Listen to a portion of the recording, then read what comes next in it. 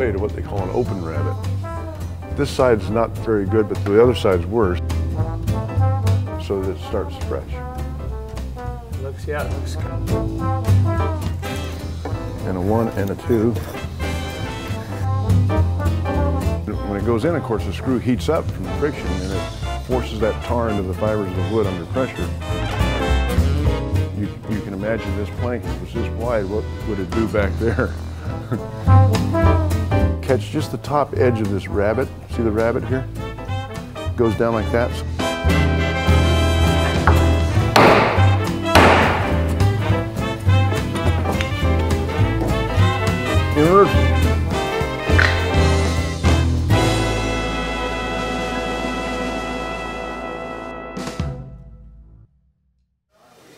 Well, it will float 3 to 4 inches higher. Right, just from the weight change? Or from well, from many things.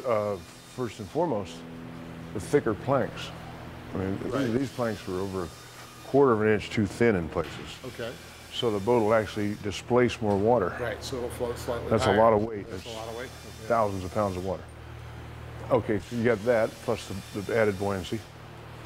And then you have the loss of some of the wet wood, right, saturated wood, right, and a lot of stuff we've taken out, and the Bondo not being the least of it. You know, that stuff's heavy, and it doesn't seem like, it's like when they paint a 757. right. Well, American Airlines started just polishing the aluminum. It was like 4,000 pounds right. out of the airplane, right. the paint. Right. So it doesn't seem like much, but this boat's almost 50 feet long. And, you know, that's a lot of area when it's this thick. And you took all that and put it in a barrel and weighed it, you know. Yeah. So half a 55-gallon drum yeah, of Bondo. yeah. So, and of course the deck's thin. We'll add some weight there, but probably less than 100 pounds. The iron knees in the transom and the wood is a pound or two difference, but it's mainly about the plank thickness is what really makes them float higher. Right. They always do. The iron knees,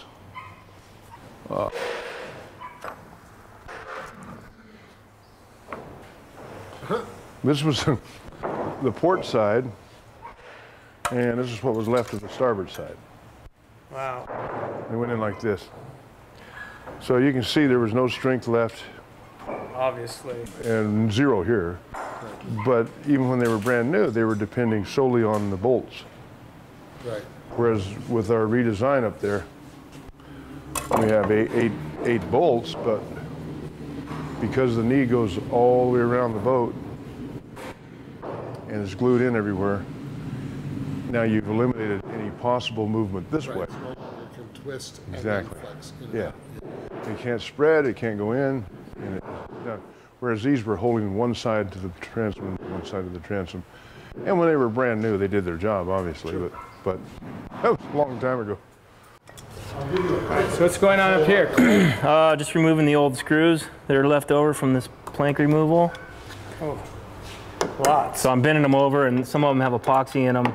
I got to get that out so I can unscrew them, and then all the rivets that need to be removed, I'm bending those over straight, back straight. How come there's so many at a weird angle? Well, when we take this out, we have a little pneumatic, like it's not a hammer, it's almost a pneumatic chisel. And we make our cuts and holes in strategic places, and then we split it out with that. Okay. Otherwise, we'd be sitting here with a chisel and a hammer doing it forever, and that's just a lot faster. So invariably, you get a couple bent over from the air hammer. But these get cut off, and then we have an air punch that's smaller than the diameter of the hole, and we go in there and we blow those out.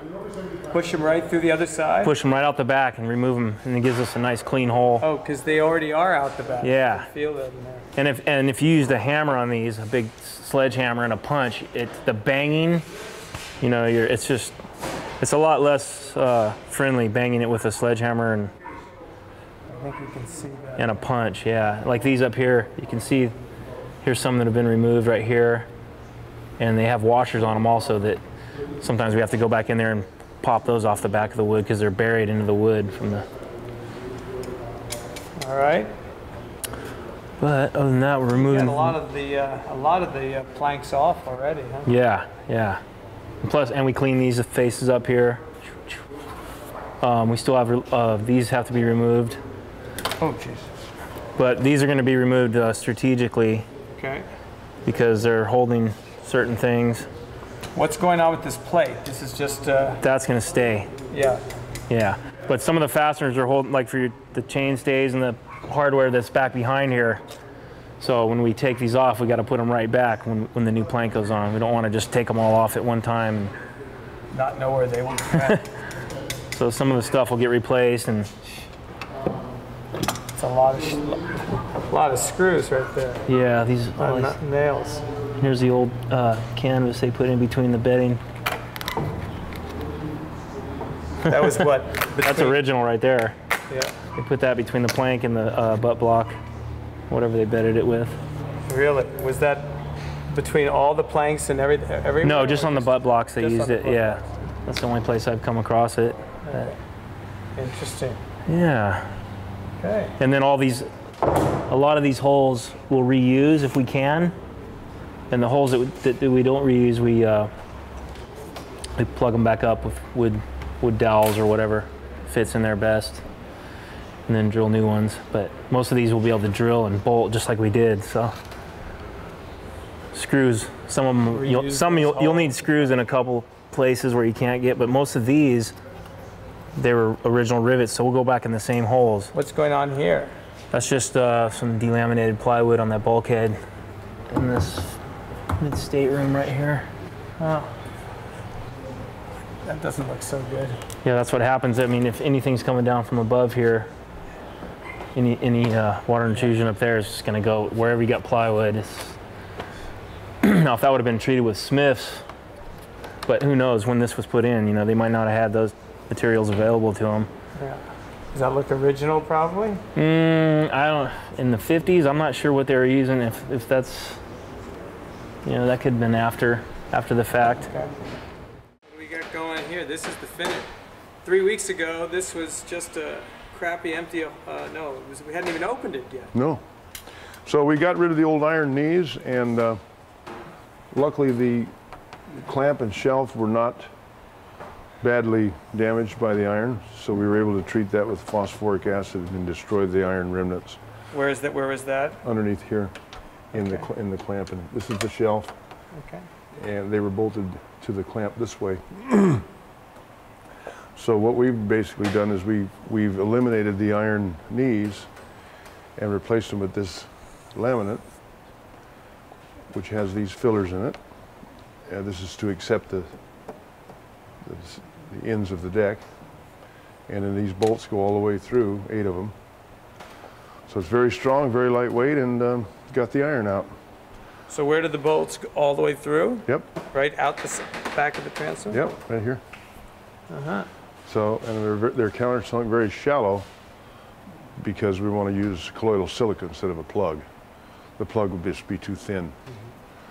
If, you know, for that big of a plug, you want it to be deep, and we can't do that. So we countersunk the carriage bolts just below the surface so that when we go to clean all this up and do all our filling, we can fill it with colloidal silica, which sands off nicely. Saturate it with epoxy real good before you glue it in.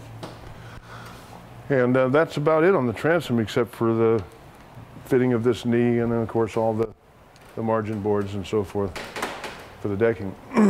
Yeah, I think everybody remembers what shape it was in before. But you did cut the whole deck out here, so.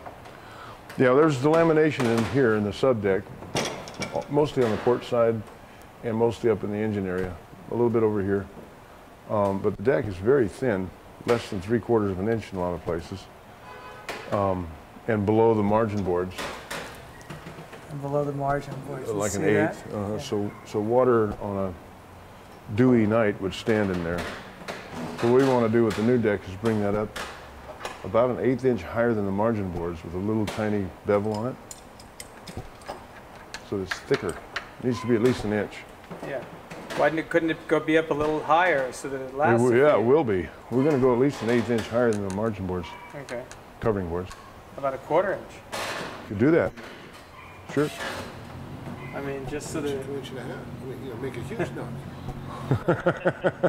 You could do that. All right, so what else do we see back here that needs to be Well, done? not much. The knee had a little bit of problems then at the top. We cut some of that off to make room for this timber, and we got down to good wood on the knee.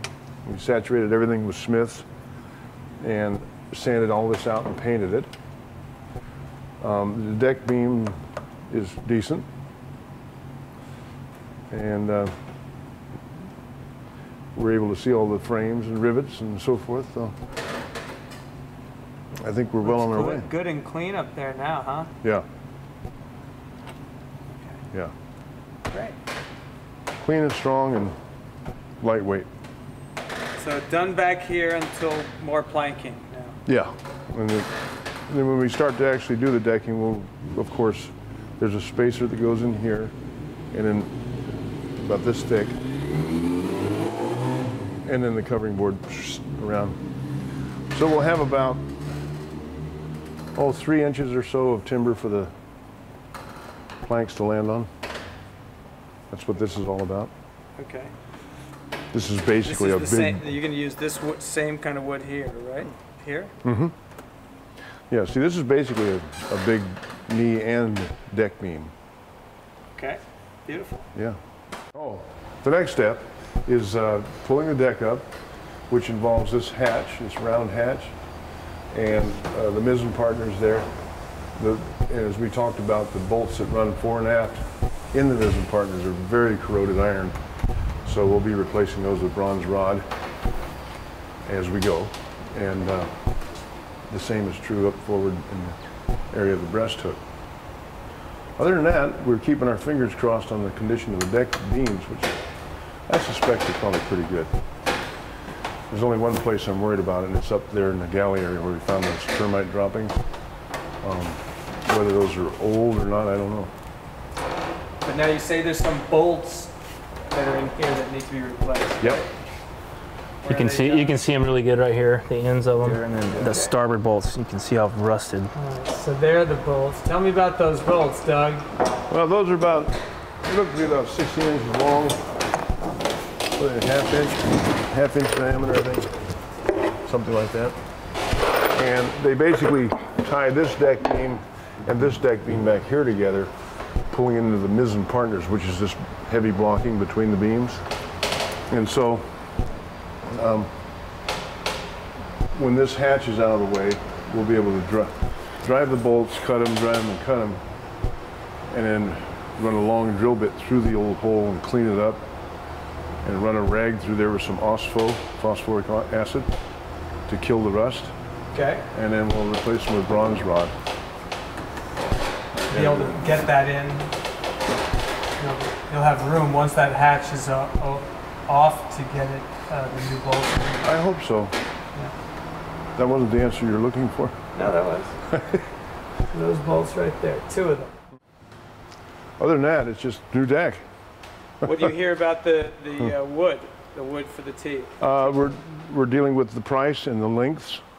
We're going to try to get some very long lengths because when you're doing planking or decking, you want to use the longest planks you can within reason, mainly for their bendability and, of course, added strength. And not all of them will have to be super long. Like right in here, you have some that are only, 2 feet, 3 feet. Okay, back up front. Okay, to the stem we go. Stem we go. Okay, this is a piece of yellow heart, and we're still fitting it. When we began to take the old planks off, we found that there was a big shim in here, a spline that basically fell out. There's a smaller spline here. You see the step in here. So because these are going to stay, we'll just run a batten on here and cut them in a nice straight line and glue about a 3/8 spline in there ourselves just before. I'm getting some kind of hit in the... Tell us all about it. Okay, well, this plate, fitting it, we would have to put it in and bend the center of it and scooch it in underneath the frames So by molding it like this to itself, that'll eliminate a lot of that when we go to assemble the final thing with the new stem piece and all that. And that's what we're doing today. We just molded it to itself in place, so that when the day comes when we go to bolt all this up with glue in the scarf and so forth and glue on the plate, there won't be a whole bunch of pieces skating around on the glue, which is always a problem. When are you thinking of bolting this all up? Oh, I'd love to do it Friday. The next couple of days. Yeah. The final assembly will have 5 3/8 diameter bolts, Okay. 1 each below and above the scarf and 3 in the scarf. So it'll be stronger than original. And then at that stage, we'll be ready to plank.